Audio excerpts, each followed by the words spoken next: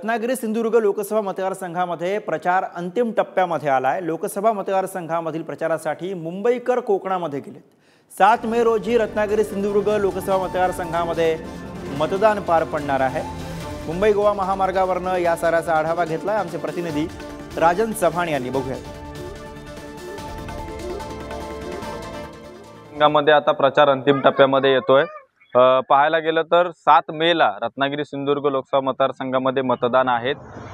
चाकरमानी बरेचसे या ठिकाणी कोकणामध्ये येताना दिसत आहेत। मतदानाचा हक्क बजावण्यासाठी चाकरमानी विशेषतः आणि कोकण आणि म्हटल्यानंतर चाकरमानी हे खूप अतूट नातं आहे। आपल्याबरोबर काही चाकरमानी आहेत।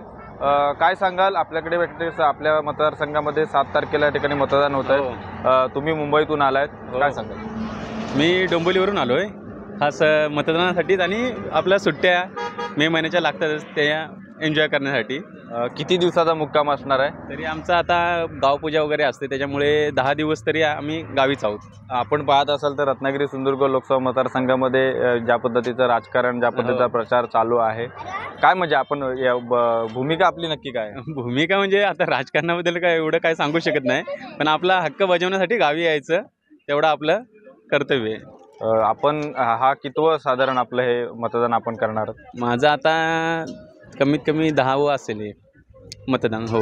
आपल्याबरोबर किती कुटुंबीय संपूर्ण आहेत? सर्व पूर्ण फॅमिली आली इकडे खास गावी मतदानासाठी आणि बाकीचं आपलं कार्य वगैरे असतात, देवपूजा वगैरे असते त्याच्यासाठी।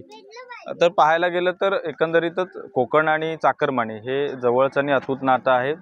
मे महिन्याचा सीझन आहे, त्यातच चाकरमानी कोकणात येतात आणि त्या दरम्यान 7 मेला या ठिकाणी मतदान होणार आहे।